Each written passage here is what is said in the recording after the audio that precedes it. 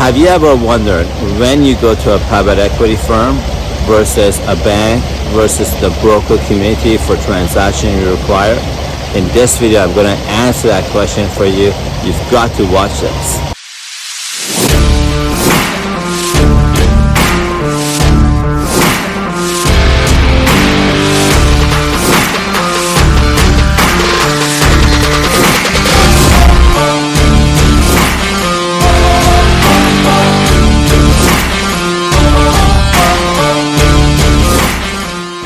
I'm Taimour Zaman from AI. My organization provides investment capital. We help companies participate in private placement programs, access banking instruments at below market prices, as well as monetize banking instruments at a higher LTV compared to what traditional brokers or other financial services can. You know, one question that I constantly get from customers is when to go to a private equity firm versus brokers versus going to a bank directly. I try to answer that question from walking through as a customer myself. I, Taimour, walk into a bank to do transactions with a bank. When I open up, if I want to open up a bank account, I just walk into a bank. I don't need a broker for that. If I want to purchase a banking instrument like a standby of credit, I go directly to the bank. These are transactions that are very specific in nature that my local bank can do for me. Those are the times I go to a bank. I would go to a private equity firm when I need services. The keyword is services that my traditional bank cannot offer. And I go to a private equity firm for transactions of complicated nature. For instance, no matter who I marry as a spouse, they will have their advantages, but they will also have their disadvantages. Doesn't matter who I marry. No matter which individual I marry, will have their baggages, just like I have baggages, but they'll also have their plus points, if I can say it that way.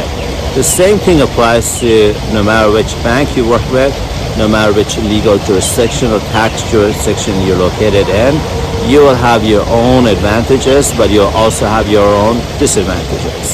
So sometimes for high net worth individuals or corporations, you want to have multiple options, you want to have multiple jurisdictions, you want to have bank accounts in multiple legal jurisdictions like that to give you access to capabilities and resources that you may not have working your own bank, your own legal jurisdiction as a comparison. So if you go into, and I'll talk about private placement programs as an example, if you participate in a private placement program, one example or one benefit going through a private equity firm like ours is that we can work with a paymaster to set up bank accounts for you in different legal jurisdictions. So let's say you have a business in the United States. There may be lots of advantages for you to have a bank account in Europe, a bank account in Singapore. Depending on the things you want to do, there's lots of advantages to have bank accounts in different legal jurisdictions. It doesn't harm you to pick up the phone, call DBS Singapore, go through a KYC, and then try to justify why you want to have a bank account with them. And then if you want to put in $50 million, God help you. Their AML department could hold your money for up to a year or more because they don't know you and they've never done a transaction with you.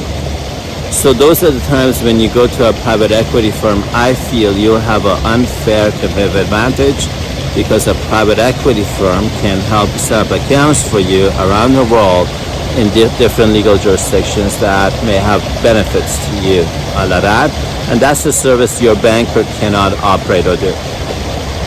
So that's when I go to a private equity firm if I was a customer. I don't know about brokers.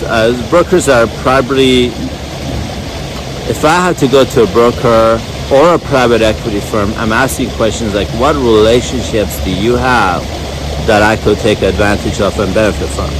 And to ask that question from any institution, you should give them a sense of what's your end objective, what's your end goal, so they can answer it in a way that's helpful to you.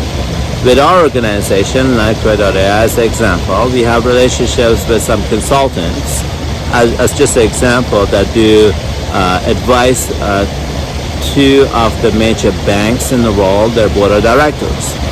So if I have some consultants that can influence the board, as example, I can go to that consultant, obviously to retainer fees, professional services fees, for that, and help them or ask them for their help, retain their services to structure specific customized transactions. Why is that helpful? We have clients in places like India, as example, and it's very, very, very hard to take money out of India. Depending on how you structure it in many places around the world, I can give you a list of countries. It's very hard to export money out of some countries. And so private equity firm like ours can set up credit facilities in different jurisdictions that allows you to draw down credit lines if you operate in a country where it's hard for you to export money out. You can buy instruments, you can monetize instruments simply because of how you structured yourself in banking. Those are the times when I will go to a private equity firm or ask the broker, hey, if I was going to use you, Mr. Broker, what are the relationships you have? What are the capabilities you can bring to the table that I cannot get by myself to my own local bank? So those are the times when I, as a customer, would use brokers or private equity firms, and there are times where I would go for basic transaction into my regular bank. My name is Taimour Zaman from NineCredit.ai. If you like this content, please subscribe to our YouTube channel so you can get access to our customer case studies, walkthrough strategies as we publish them for your own benefit. Thank you very much, and I look forward to working with you.